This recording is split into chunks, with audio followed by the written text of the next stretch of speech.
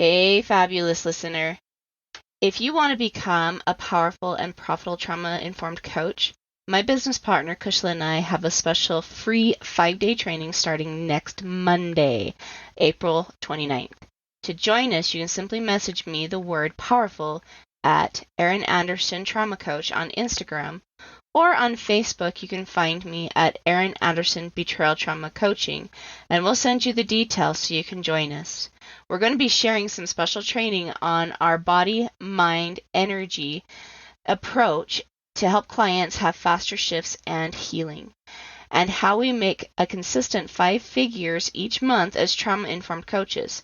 So if that sounds like something you or someone you know may like, make sure you come join us for this 5-day challenge. We're going to be sharing more in there than most paid programs.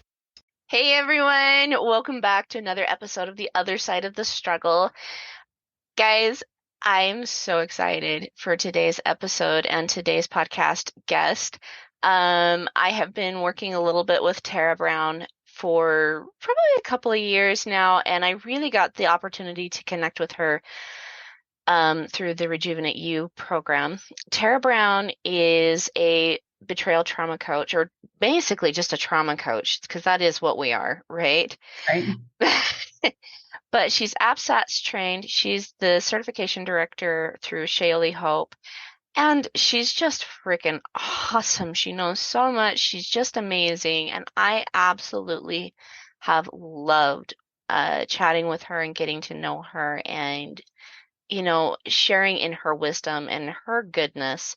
And so I'm just excited to share Tera with you guys today, my audience, because I think you're going to love her just as much as me. Thank you. I'm excited to talk to you. Yeah. Yeah, well, I'm excited about this too, and especially this topic because, this is one that I've been diving more into lately, healing the nervous system, because this is such a big thing when it comes to healing trauma, right? It totally is. And I've come across clients multiple times where I can do all the mindset work I can with them, but it's not sticking because their nervous system is not on board. You know what I mean?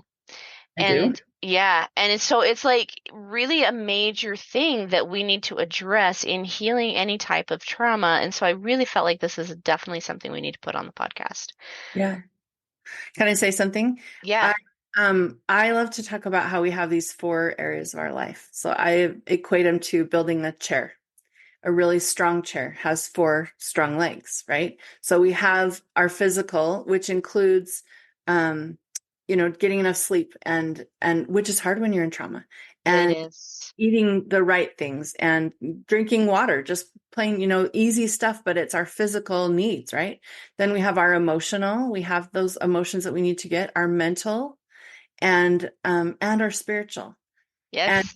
and so our nervous system is included in a lot of that place, but if we over focus, I like to say that, and it sounds judgmental, but if we over focus on one leg, if we just go to God and take everything to God and ignore the rest, we end up with a really strong leg, one really strong leg on our Hmm. chair. So we have a Hmm. fence post, right? A 6x6, wooden block underneath our chair. And then the other 3 are like dry spaghetti noodles. And because they're just ignored. And so we still don't feel balanced. And we think, I'm doing everything I know how to do, but we're not doing everything there could be.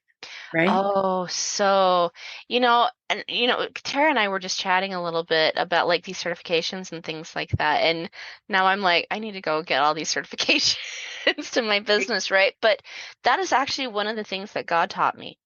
Another one of the very first lessons he taught me was about those 4 main energies that you have: your mental, your emotional, your physical, and your spiritual. And it's really interesting because it does seem like, when you get into that spiritual work, your mental and your emotional do come up quite a bit too. Like if you're actually getting in and doing the actual spiritual work. But I noticed that my physical still was lacking, and it still is to some point, right? Still working on that one. But you're absolutely right, because it takes all 4 of those pieces to Well, actually heal yeah, we trauma. have to heal on all four of those levels in order to like release and feel healed and feel balanced. We have Yeah. to get each one of those. It's Yes. it's not a nice thing. It's actually a need. Yes. It is. It's in this. It's a necessity. Yeah. You know, and people. I'm not gonna name names, but I had a coach one time that told me um to not worry so much about like the physical or not worry so much about like the mental or not worry so much about and that you need to put all your focus on this or all your focus on this or all your focus on this and not worry about balance. You Mm. know, balance is not a thing. Like you're never really going to feel balanced and stuff. And I was sitting there like, huh, Yeah. right? Like I would that disagree. Respect. I would, yeah. You know, and obviously, like when that particular coach was saying those things, I was sitting there like, well, that's an interesting theory, but like to me, It that makes me holds curious like, if there was one of the areas that might have been lacking for her too. um, yes, And I you know, like we all learn on our own level, on our own pace. yes, absolutely, absolutely, and you know, there's also other things that disrupt it. You know, like thinking that you know everything, and that's one of the things that she kind of does Mm. tend to struggle with, right? And that's, you know, one of those mental and emotional low points. That's that noodle part of that chair, right? And so like when we get and it's kind of like no wonder why we don't feel balanced or why she would say something like that as I've kind of researched that and pondered that, you Mm. know, like why she would say something like that. But it's for that very thing. It's because she really does still have those noodles and it's just like, you know, this is why it's so important for us to consider like each one of those four areas. And I think that goes to like you can hear all these experts and you can take all the trainings and you can do all the things, but Right? you have to come back to what works for you and um what your spirit's telling you that you need at the time, like and just Yeah. what's best for you. Where do you need to go next? Yeah, exactly. Because, you know, this is, and we were chatting a little bit about this before too, is like, you know, this is God-centered work. Right. You know, there's a lot of programs out there that will tell you, you know, to hate the other sex, that women can't be trusted, men can't be trusted. Let's just hate on them all, Mm-hmm. right? Right. But that is like creating so much more trauma. Yeah. Like, oh, like it breaks my heart to see that kind of stuff. But I also see like where there's like blame of the person that's being hurt. Like, well, you didn't give him enough sex, or you need Right. to stay longer. This is somehow your fault. And it's like, holy cow, like, come on. Like, Do let's get with, yeah, let's get with the actual truth here because I watch the people in that are being like coached or in therapy with people that have those beliefs Mhm. and it's like they're still so stuck and it's no wonder because both of those are still trauma inducing Right. approaches. Right. You know what I mean? Yeah. That's why I try with everything I do to be trauma informed. Yeah. Yes. Yes, and it's so important to be. And then I love also in a gospel centered way or you know at least consider like your highest form of love, Mhm. right? I like that phrase. Yeah. Yeah, instead of like your higher power, I love the idea of like your highest form of love Yeah. because love is power. So anyway, but I definitely want to chat about this because I feel like it's so important and I know for a fact I'm going to learn a ton from you.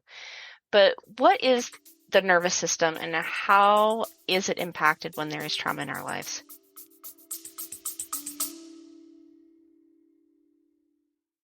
So, how do you feel about boundaries? It's a legitimate question. A lot of people come to me really struggling with this concept. They often feel guilty for setting boundaries, or they're not sure about even what a boundary is. They've heard the term, set the boundary, things like that, but that's really confusing for them because it's not something that's well taught in our society nowadays, right? They know that boundaries are really important to having healthy, constructive, supportive, and wonderful relationships, but why? And oftentimes they also know that they feel like their boundaries are being violated, but they can't quite pinpoint what the boundary is that's being violated. That's why I've created the Clarifying and Creating Your Boundaries free PDF. You can find out what your boundaries are, how to tune in to what the boundary needs to be, and how to effectively create and communicate your boundary so that way you stay in this place that respects you, respects the other person, but also gives you the confidence in your boundaries so that way you stop being gaslighted, disrespected, and unseen. Having your boundaries really clear gives you a voice and also helps the other person stay in accountability with themselves. So that's not a role that you have to take on anymore. So if you are ready to really have clear boundaries, to really understand what your role is in the boundary, and to give yourself some safety and some protection against people that might try to gaslight you or are just being disrespectful, go grab my Creating and Clarifying Your Boundary PDF at erinandersonthetraumacoach.com. And while you're there, let's schedule a call with me.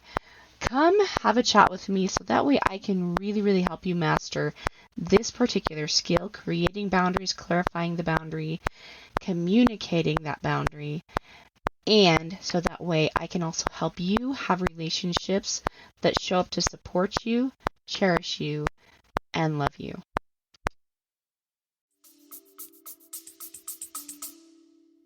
Okay, so let's back up once and say, first, we're going to talk about trauma for a second and say, trauma is not what happens to you, but Yes. it is what you do with it.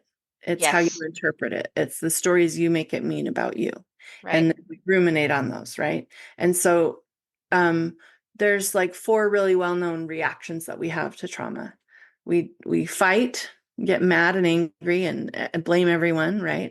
And we just put up our dukes and want to fight our way out of it because that feels powerful to, and so it's maybe something I could do for myself, right? Mm-hmm. We fight, we run away, we hide, we don't want to talk to, and we shut people out, and I'm never going to talk to you again, right? Mm-hmm. Or I want a divorce tomorrow, right? Just Yes. because I don't want to hurt anymore, which Mm-hmm. doesn't really curb the hurting, actually. No, matter of fact, it makes things so much worse a lot of Yeah. times. There's freeze, so I can just shut down and not feel anything and just lay in bed and watch TV for 9 months and eat chocolate. And welcome to my life for a minute. I froze. I didn't So know did what. I. Yeah. And then there's also my very well-worn path, which is people pleasing. Mm-hmm. I'm uncomfortable, so I'm going to do whatever I think you need so that you'll be comfortable so I can be comfortable, Mm-hmm. right? Mm-hmm. And your nervous system is involved in all that. So your nervous system, it's this connection. So a lot of people think it's just your brain and all of the little neurons that run through your body, but actually it's this beautiful figure 8. Okay. So it starts in our heart. Our heart is the thing where we feel that's where the vibration of our emotions emanates from. Our heart is the center of us, right? Mm-hmm. There are more neural pathways from our heart to our brain than there are from our brain to the rest of our body. So our heart is the boss of us. It tells I our love brain this. what to do, and then our brain sends signals to all of the organs, all of the fingertips, all of the little toes, everything to tell it what to do. Okay. Mm-hmm. Ding, ding. Yes, I'm dying. I have to say Okay. this because this is so crazy when you're talking about the figure 8. Okay, that's actually a healing number. Yeah. That's one of the most healing numbers. And the reason why is because if you think of yourself like skating, it's a very, like in a very, very calm, peaceful way. The figure eight is a flow number, calm and peaceful, very calm and peaceful. And so whenever you create that first wave into the eight and then you cross it again, you're actually literally retraining your brain Yeah. to have a new experience, to have something different. We're going in a different direction. We're having a different experience. And that's what the eight actually teaches. And so when you're saying like like I'm geeking out over here. I'm like when you're saying that it's a figure eight, I'm like, oh my gosh. Like this is so cool. So Okay. it's a figure eight because there's the neural pathways. It's also a figure eight because there are brain cells in your heart. There's Mm-hmm. brain cells in your brain and in your gut. So Mm-hmm. that's the figure eight. It goes down and back into your body and then back up again, and it just loops. Yes. Well, this is why too, like when you feel that anxiety, that's in your gut, but also when you feel peace, it's also in your gut. You Mhm. know, and it's because you literally do. You have a head, heart, and gut Mhm. reception center, Mhm. happening. Mhm. I love this. Oh my gosh. I'm okay. Guys, I'm gonna grab some popcorn and just sit here and let her talk. Like, I'm loving this so much. Okay, so when something big happens and we have this trauma response, our Hmm. brain and our body go into activation, right? Hmm. I need to, like, I love to talk about, our adrenals start pumping. Our adrenal glands are there for a reason. They're there to give us more energy to run away from the bear, to lift the car off our child that just got trapped, to get away, to get to safety. Okay. It's supposed to do that. But we're the only um, species. We're the only people on Earth. We're the only people on Earth. We're the only ones who actually have that thought process, who think about it Hmm. and ruminate on it. In the animal kingdom, when they get into high alert, so let's think about a deer is in the middle of this beautiful um, meadow. Okay. Hmm. And all of a sudden, a mountain lion is like, hey, free lunch, right? And it Right. comes, it sees, it starts to stalk, and she notices and she takes off and she runs. Now, if she gets away, the deer, she's the she, if she gets away um, to safety, then did you know that in the animal kingdom, what they do is that when they get away and when they are safe, they use their adrenals to have that extra energy to run away. When they get safe, they actually shake it off. They let go of all that cortisol, so they get back to neutral, and then they can go on with their life. Wow. We are the only ones who repeat it and think about it again and go over it, and why did that happen and what could I have done differently, and that's what this means about me, and now I'm a stalked person, and I'm always on look for the predator, right? Mm. Yeah. But in the animal kingdom, all they do is just let go of it. Isn't that so, like, simple and beautiful? Like, could it be that easy? Could it be that easy to find ways to let go of our stress and that cortisol level? Otherwise, we end up highly stressed, full of anxiety, craving sugar, and or sleeping too much, like all of those Right. trauma responses, right? We live in that forever if we don't choose Yeah. out. Yeah. It's You're just a you're spiral. you're absolutely right. You're absolutely right. And I gotta tell you, this is really cool stuff too, because you're right too about the animals. Yeah. How they shake. If anybody that has raised chickens will know this, Mm. right? I've got 12. Don't ask me how I got that many. It's a story. But I have 12 new baby chicks. It went from 6 to 12. There's a story. Anyway, but so now, when how chicks are when you reach in, they're like freaking out and scattering and peeping and it's a hand, That's it. right? Yeah. Yeah. Mhm. But the minute you pick up one of those chicks and you put it in your hand, they shake, they shake, they shake, they shake, and then all of a sudden they just relax. Yeah. You know? And you're right, it's because they don't have that ability to ruminate. Mhm. but we do. And because of that, it definitely creates one heck of a trauma response, Mhm. you know? And I've seen like in my own life, we don't like I didn't shake it off, Mhm. right? I held on to these traumas for 25, almost 30 years, Mm. before I finally was like, I can't do this That's- anymore. I'd Yeah. had enough. And Yeah. my poor brain and my adrenals were Yeah. shot. Yeah. And to this day, I mean, that's one of the reasons too why, our physical body has a harder time coming up from the trauma is because when you've been in trauma for so long, your adrenals are shot, your gut is shot.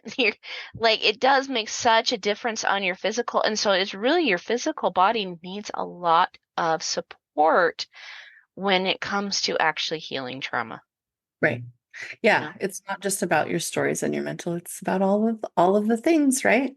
It is. It really is. Yeah. Yeah. Mhm. So there's lots of ways to do that to settle. That trauma response is just telling us that our body's on high alert, and it looks like hypervigilance. I'm in detective mode. I'm going to find out what he did. I'm going to find out who he's talking to. I'm going to find out, I'm going to Hmm. find evidence of that story I'm telling myself. So we go on the search for it, and we just every time we find a piece of evidence that we think that's what that means, we actually get another hit of dopamine. So it actually helps us prove our story to ourselves, Hmm. right? So hypervigilance is a really big way, especially women in trauma. I think men do it too, but for the most part, I work with women, right? Yes. I Yes. mean, I have an awesome select few men clients, but for the most part, I work with women, and it's something that I see a lot. So we call it detective mode. And I teach my clients one of the things I love to teach them is let's recognize what that feels like in your body. What does it feel like in your body when you feel hypervigilant, when you want to go looking for all the evidence, when you have this trauma response? And it usually feels like I can only breathe from the chest up. My heart is racing, my thoughts are spinning, I can't catch my breath, right? Mm-hmm. And I can't even focus on what to do next. And so I teach them, like, listen to your body. What does it need right now? So I want to give you a good example. I literally had a trauma response this past week. I don't have them very often anymore, but I was in a conversation that totally triggered me. And there's a huge backstory that doesn't matter. What matters is, in the end, what I noticed during this phone call was I actually stopped myself. I stopped talking because I was trying to prove my point. I was trying to think my way out of it and talk my way out of it. And I stopped, and I just said, I need to be done with this conversation for now because it's not going anywhere. It's just spinning. Both of us are spinning. And I got off the phone, and my husband told me yesterday, he said, yeah, I said to someone, I haven't seen her that mad in years, like decades, maybe. We've been married 30 years. He's like, I don't know if I've ever seen her that upset. But I just closed my eyes and I took a deep breath and I asked myself, what does my body want right now? And I opened my eyes really big and I looked at him and I said, I'm going for a walk. And he said, okay. And it was 10 o'clock at night. And I literally put on my shoes. I couldn't even breathe. I was like, I couldn't even tie them. I was just, my body wanted to move so badly. Well, I took off and I walked down the road. And I remember I put my headphones in. I have a really awesome playlist that I listen to when I'm upset that just helps me to walk it out. It's not a stroll through the forest. It's a Right. like, get rid Get of this in my body. Yes. So I had this thought cross my head, like, if someone came up behind me to attack me while I was on this very dark road in the middle of the night by myself, I could literally turn around and punch them, break their nose, leave them on the ground, and walk away and not care because I had that much, like, Energy. energy and emotion going on, And I know Yeah. women can relate to that, right? Yeah. But I got to where I was going. I walked about a mile in just a few minutes, and um I got there, I sat down, I had a conversation with God, a very loud one. And but first I said what I needed to out loud, like what I had been holding and feeling, because that wasn't really appropriate for the conversation that I was having on the phone. And it just I talked to God, I cried. I had done I had moved like my body physically, and afterwards I felt spent. I was very clear on what my part was. I really did a very deep dive into what's my part and how did this happen. So I owned what I needed to. And then I called my husband. I was like, I'm emotionally spent. I need you to come and pick me up. And he was like, okay, great. And I came home. I actually did a little bit of yoga. I turned on some music and I journaled for a minute. And then I was totally at peace and ready to go to bed. And I could have let that anger and that feeling and that emotion and that trauma response last for a month, Hmm. but I let go of it in less than an hour with some really great tools.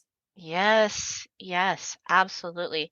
And that's one of my favorite things to do is to walk. And especially I think for me, because I love, my relationship with God, like that's when I get to talk to him, Yeah. you know? Yeah. And I get some amazing Yeah. like downloads, Mhm. and just because your body is moving, Yeah. right? There's that flow again. It's in that flow again. And especially I think even in the outdoors, like we Mhm. have I like walking up this road. It's kind of like there's deer, and there you can see foxes, and like there's a little stream that runs like right by it. Like it's beautiful. I kind of don't dare do it at night Yeah, because I know. I love to walk down by the river. I walk by the Jordan River, but I would not do that at night. yeah, right, right. Well, for me, I'm not so worried about people. I'm worried about actually about an actual mountain lion. Like Uh, well, that's there's a my lot of thing. people that live down at the river, so that's Yes, why I yes, don't. yes, I get it. I don't blame you either. But at the same time, like it's such a beautiful somatic work, Yeah. just simply walking. Yeah. Yeah. Walk it off. Yeah. Literally, walk it off. Oh, I love to dance too. And Me too. I have so many playlists on my phone, but I just sometimes I turn it on in the shower and just move. Getting your body to move, we don't do that enough. And Yeah. so any movement is what helps that. It helps the ideas flow, it helps the stories, it helps me find the story faster when I add that movement piece in. Yes. Yes, so true. And and when I thinking back to like when I was in the deepest, darkest parts of my trauma, I wasn't moving. Mm. I was in bed all I told day, you. Yeah. right? I Mhm. was in bed all day, like staring at a screen, trying to just like numb my mind, Mhm. and I talk about this quite a bit, like when we're in depression, you know. Depression is actually an absence of all emotion except for one. Yeah. Well, it's Depression. suppression. Yeah. Yeah, Mhm. right?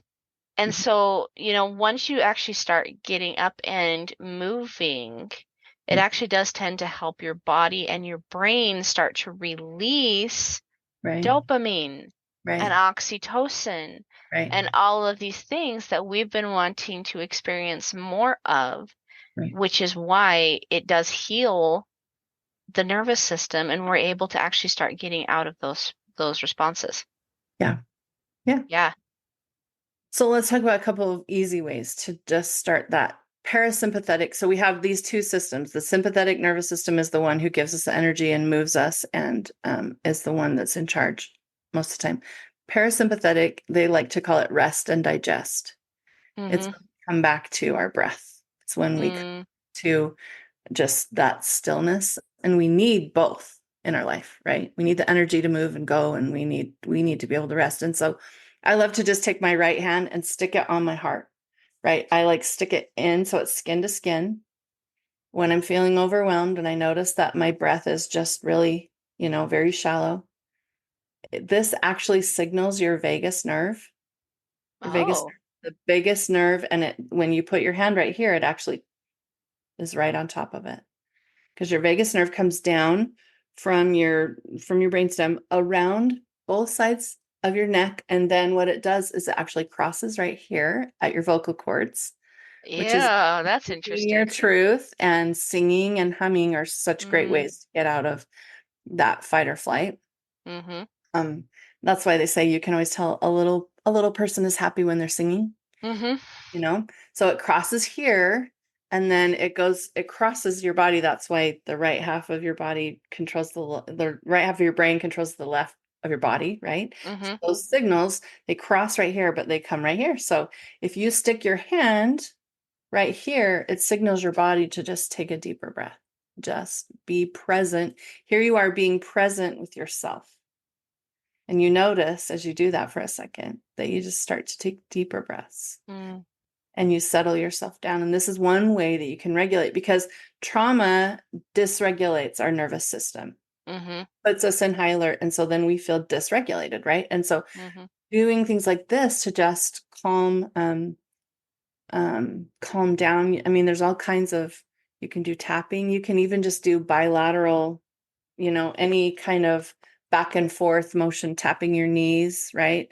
They actually have sensors that, well, someone told me the other day there's an app where you hook it to your phone and then it hooks to your watch, like if you have a smartwatch. So it'll, if you hold your phone in one hand and have your watch on the other hand, that it'll just do that bilateral movement for you. Hmm. And that helps. I know, isn't that interesting? All I've the never heard of advancements they that. can do. Wow. I've seen before people who wear wristbands who that it does that. But so yeah, so any sort of bilateral stimulation, even when you're having a client and you're talking to them and they can't quite access their feelings, just have them put their hands on their knees and just start tapping back and forth. Not at the same time, just one after another, but Yeah. that bilateral stimulation helps regulate. You know, Help. my coach, she's actually been on the podcast a couple of times, Kushla Chadwick. She actually has been trained by uh is not the person that created EFT, but it was like his own personal student. So he taught like 4 students, and then one of those taught her Mhm. how to do EFT. Mm. And there are certain like tapping points and Yeah. stuff that you can do. You've got like the side of your hand when you're wanting to change a thought or change a feeling or anything like that. And then as you talk it out, there's the inner eye, the outer eye, you've got your cheekbone under your nose, your chin, your heart, and which is really interesting because she was mentioning that you want to keep it open, your hand as you're tapping over your heart, right? Mhm. An open heart. Mhm. And then you have it under your arm, just kind of right on your rib cage, and then the top of your head, and it just keeps circulating around. But I will tell you, I haven't seen anything work better than that practice. Like, and I do like essential oils, I do meditation. I love walking, I love things like that. But when we're talking about actually shifting, making big shifts, Yeah. I've not seen anything work better. And the reason why is because No. it actually incorporates 4 of the touch points. Well, the 4 major touch points in creation, which is your mind, your voice, because you're talking it out, right? Mhm. Your hands, you're using your hands to do all this work, and then your energy, Mhm. right? It incorporates all 4 of those creation touch points. And so that's one of the reasons why it works so well. Yeah. Also because every one of those spots, there's actually a nerve bundle. So you're actually touching back to your nervous system. That's why they're Ah, such specific points, because they're bundles of nerves in those places where you can um, access that nervous system again. wow, see, I didn't know that. She didn't mention that to me, but how cool is that? Like, I love Yeah. this stuff. Yeah. I do. Well, here's my other theory, and this is I don't know. Anyway, I love to say that, we think we can do some of this work in the eternities, or we can muster through here and then, you know, maybe it'll get better later on, or when we get to heaven or whatever, right? But I'm always like, I think, how do I say this? I think that it's so important that we use our body in some of this healing work. This is our chance with our body. This is our existence with our body. The rest of it, so why not use our body? We're not just going to think new thoughts and have new awarenesses. We're not just going to pray to God. Like, I come back to my little PEMS chair, right? Hmm. Like, we need to involve our physical body in. Absolutely. You know, oh, okay. I'm totally going Latter-day Saint on my audience here, guys, because Latter-day Saints are people who love their temples. right? And we do a lot of proxy work in our temples, so that way families can be together. We connect parents to children and children to parents and parents to parents, right? Like we connect families together. But one of the things we're also taught is our body is a temple. Mm-hmm. And so what are we doing when we're actually doing this type of work? We're not waiting until the other side to connect all of these pieces, right? Mm-hmm. No, we're actually, when you heal yourself, you are not, and I can promise and testify to this with 100% accuracy. When you heal your body, when you heal your nervous system, when you heal your trauma, you're not just healing you are healing generations. For sure. You are.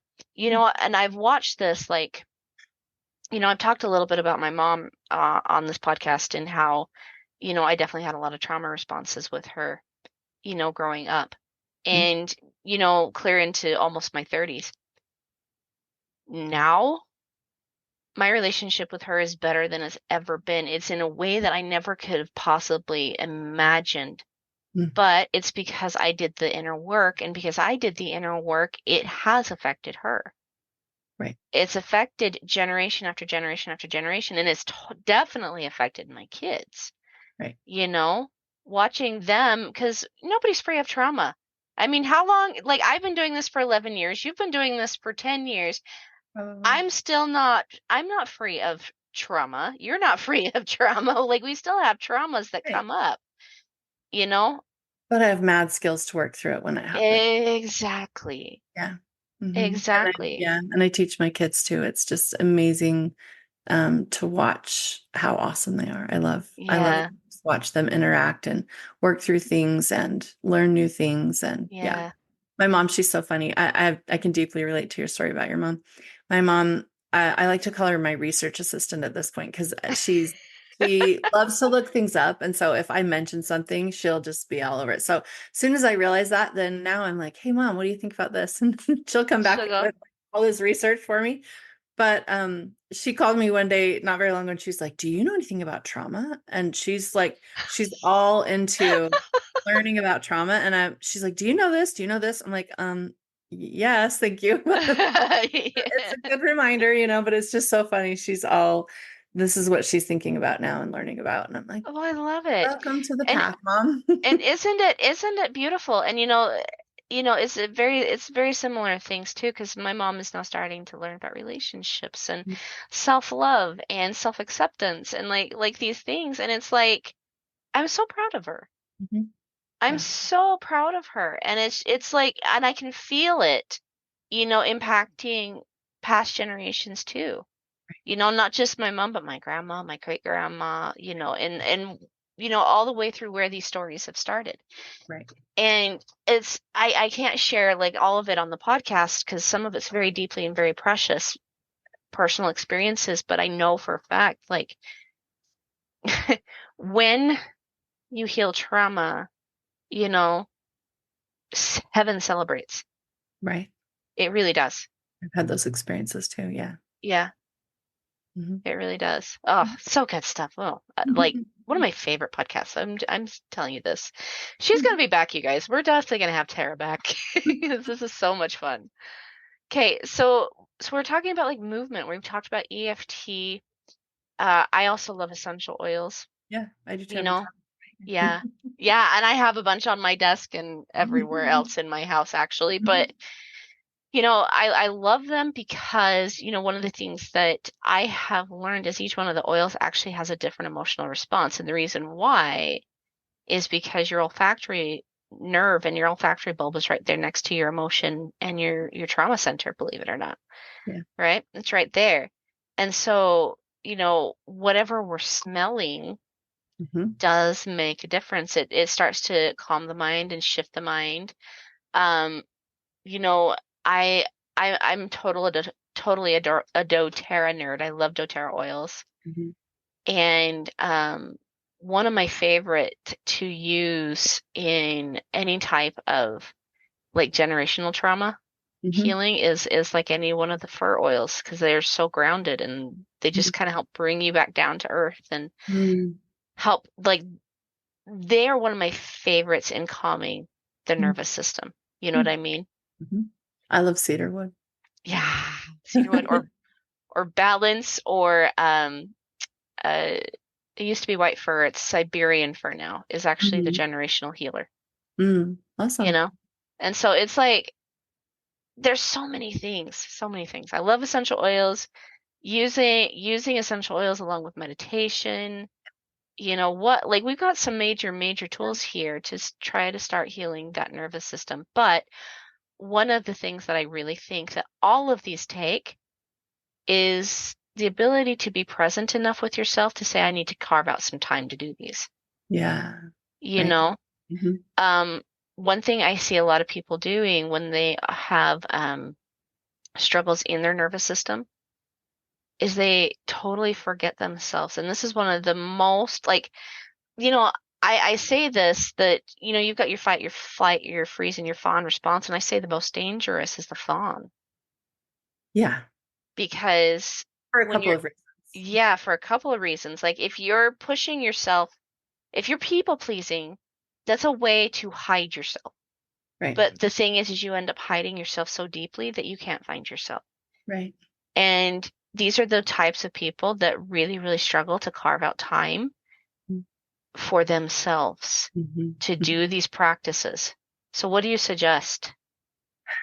Well, recognizing it, like awareness is the very first step, right? Awareness, Right. like, and so it, you know, I like to tell people, I was telling the client yesterday, I call myself a people pleaser in recovery, a recovering people pleaser, because I did that for so many years Yeah, I did until too. the day that I realized that it was more self-serving than I thought. Because I told myself I was doing it to help, to do the things I thought you needed. I wasn't asking you what you needed, but I was just assuming and jumping in and trying to be all the things to all the people.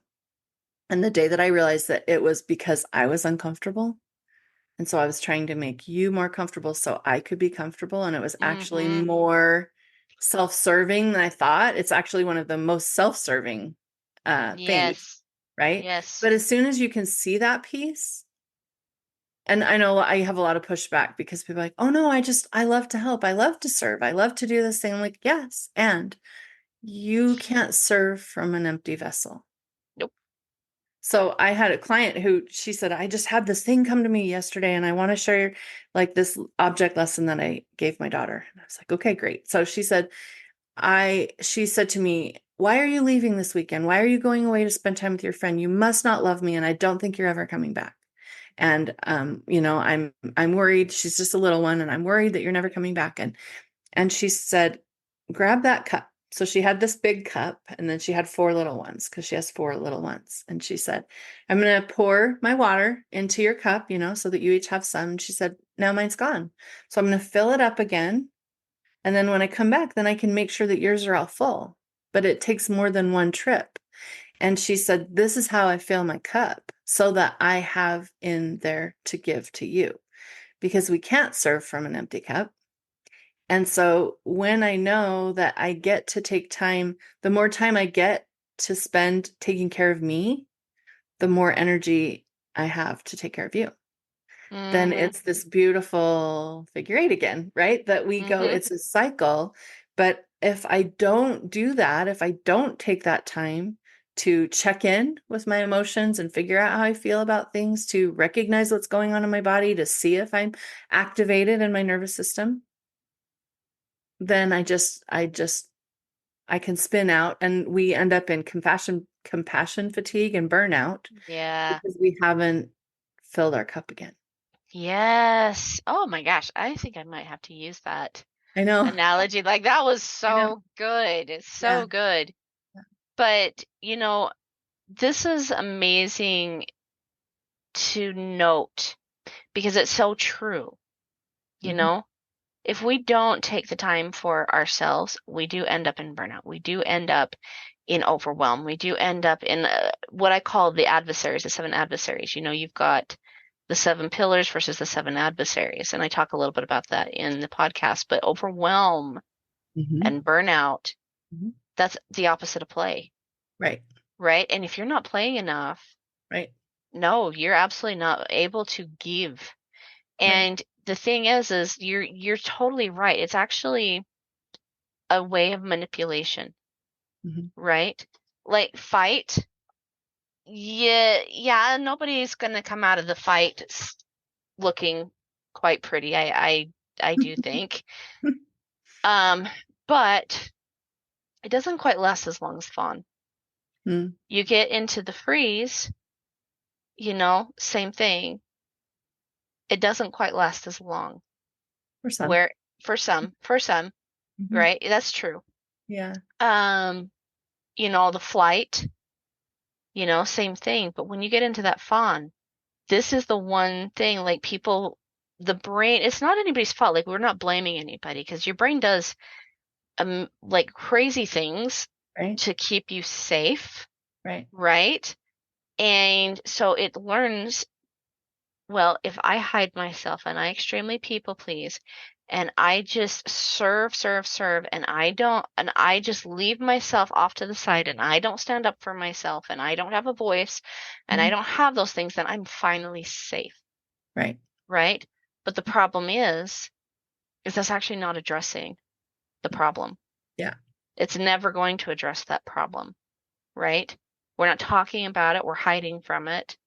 And we literally become a servant to the person or people that tend to hurt us the most because we think that's all the world is, Right. right? Yeah. And we think if we just do this one more thing, maybe they'll stop and we won't hurt so much. Yeah. Yeah. And it's actually a type of control. And you're talking about like another one of the first lessons that God taught me was how I was actually in a cycle of control. And I didn't realize it. And once I saw it, I was like, oh my gosh, like that is so totally what I'm doing, right? And it's such a very subtle way to It's very sad. manipulate. It's a very subtle way to manipulate and a subtle way to try to control. But the reason why you're doing it is so you can control how somebody else reacts, somebody else thinks, somebody else lives. Which is so funny because when you say it out loud, you're like, but control's an illusion and I can't actually control you. Right? But man, do we sure try. Oh, yes. Man, do we ever try. Yeah. But it's like, I feel like, just from my personal experience, and I'd love to hear yours, that I think that the people that have the two I see the most with people who have a very, very stuck nervous system is definitely the fawn Hmm. or the fight. And I Hmm. think it's because once people realize that the fawn isn't working, well, then they come out swinging. Hmm. And so they kind of vacillate sometimes between the two. Hmm. Yeah. I, I think they kind of, I would say they spin in all of them, but yeah, for sure. Those are probably the two most popular. Yeah. Yeah. So interesting. But, So we could do a whole other podcast about this, but I see all of those as just survivor strategies, it is. right? I come up with, Yeah. like, this is my survivor strategy. I'm going to fight my way out of it so that you can't hurt me anymore. Yeah. Protect my wound, right? Or I'm going to Yeah. please my way out of it or I'm just going to ignore it and pretend like it doesn't happen. Yeah. Yeah. Yes. Oh, we totally could do a whole other podcast about that. Yes, we could. We totally could. And one of the things too that I also want to really mention to you, my beautiful listeners, is it's not your fault.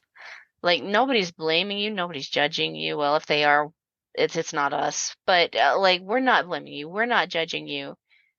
Like it's just really good to, like Tara was saying, to be aware of what's going on. And so if you're finding yourself, stuck in, you know, your Mhm. nervous system and knowing that you need to heal that nervous system, get out and walk, Mhm. start shaking it off. Mhm. Shake it off, shake it off. Mhm. Right? Do the whole Taylor Swift thing. For sure. Shake it off. Um, do some meditation, EFT, get into those scriptures. Mhm. Like there's some beautiful, beautiful things in the scriptures, you know, uh, that can teach you about trauma and how to heal it. Mm-hmm. And really build up all four of these pieces, your mental, your emotional, your spiritual, and your physical. Mm-hmm. And you'll start noticing a big difference. Yeah, for sure. Yeah, absolutely. Tera, thank you so much for being here. Wow, like such a good podcast. I'm so excited to go and like just shake. Like I want to shake right now. Like I really do. And get that figure eight going because, there's just so much yummy energy from that Yeah, I and love from this podcast. it. Yes, good Yeah. stuff. We will definitely have Tera back. Where do people find you if they want to come talk to you? You can find me on shayleehope.com. There's a lot of free resources there. I also teach classes. I teach a class called Facilitating Emotional Literacy to teach coaches how to, because it's a piece that's missing out of a lot of coaching programs. So I have that one, just how to help your clients through their emotional stuff and see the different patterns that they have. So it's a 6-week, or, it has 6 lessons. And then, I also teach, certification, 1 year long certification course, which is a lot of group coaching, a lot of practicing so that you're not just left out in the cold after 3 days to say good luck, right? It's like all the things you need, all the ethics, all the formats, all the paperwork that you need, everything in one place. So yeah, you can Wow. find shayleehope.com. Will you put a link in the notes? Sure. Absolutely. Absolutely. And I work a lot with both Tera and Bronwyn, who are the heads of Shaylee Hope, and so Yeah. I can tell you it's a great place, and I love both of them. You're in good hands when you talk to them too. Me So too. You're a good success story for us. We love it. yes. And do what we I say love it and not too. teach. Yeah, it's good. It's Yeah. amazing to see. It's fun, isn't it? Yeah. My gosh, it's so much fun. I Yeah. love it. I Yeah. love it. Awesome. All right. Thanks, you guys. We will see you on the other side. Bye.